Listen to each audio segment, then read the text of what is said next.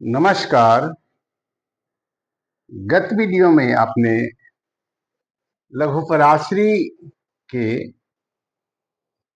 छठे श्लोक का अर्थ और व्याख्या आपने सुना। फलादेश करने के लिए कई बार कह रहा हूं कि लघु पराशरी के जो नियम हैं, सिद्धांत हैं, वो सर्वोपरि हैं। आज हम इस ग्रंथ के 7वां श्लोक जो है उसके संबंध में बताएंगे,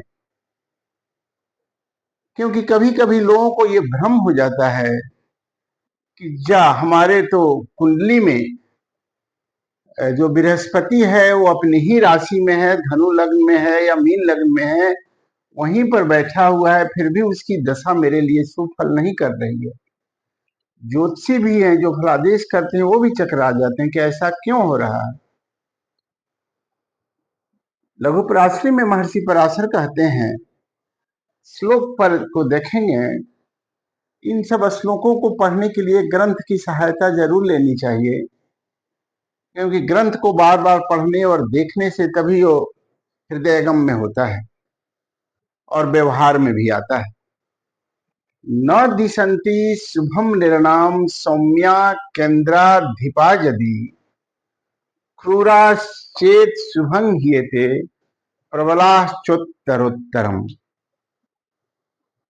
न दिशंति शुभम निर्णाम यानी सौम्या केंद्राधिपा यदि सौम्य यानी शुभ ग्रह केंद्र के अधिपति हों तो वो शुभ फल नहीं करते। न दिशंति शुभम।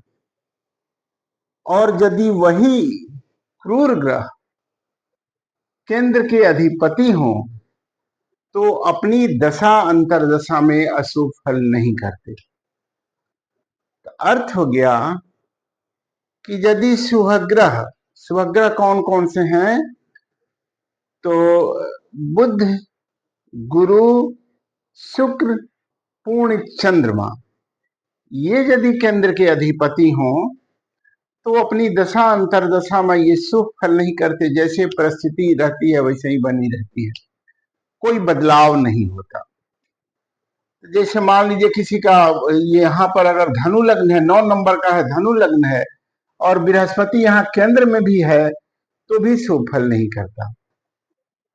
उसी तरह से किसी का अगर सपोज कीजिए मिथुन लग्न हो जाए या कन्या लग्न हो जाए और कहीं केंद्र में बुध हो या कहीं दूसरे जगह भी हो तो भी केंद्राधिपत्य दोष उसको लग जाता है।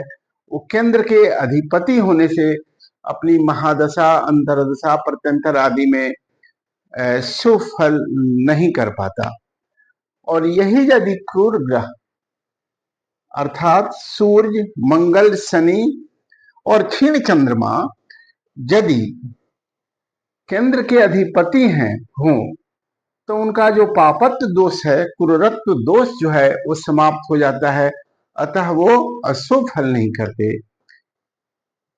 तो सामान्य रूप से ये जाने कि पापग्रहों को, क्रूर ग्रहों को केंद्र के अधिपति होना शुभद है और शुभ ग्रहों को केंद्रातिरिक्त भावों के अधिपति होना शुभद है।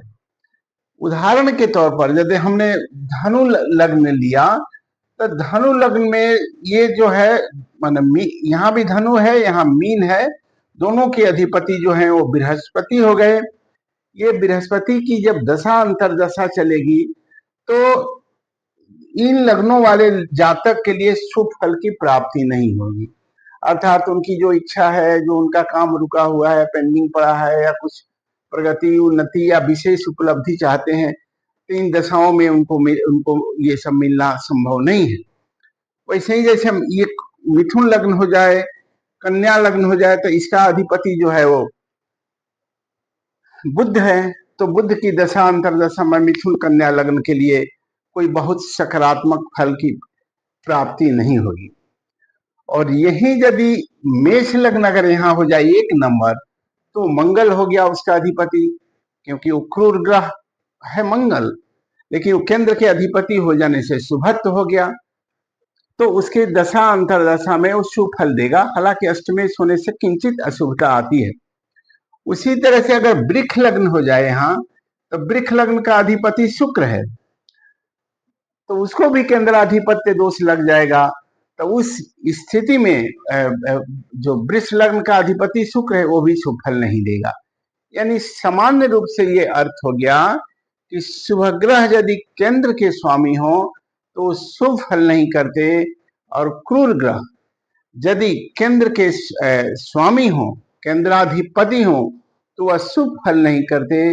शुभ ग्रह यदि केंद्रातिरिक्त भावों के स्वामी हो, केंद्र के माने 1, 4, 7, 10 के अतिरिक्त जो भाव है, 2, 3, 5 आदि, वहां के अधिपति हो, तो वो अपनी दशा में शुभ फल करते हैं। और यदि पापग्रह उन अशुभ स्थानाधिपति हो तो अशुभ फल करते हैं। सामान्य नियम यही है, यही समझेंगे, इसी का अभ्यास करेंगे।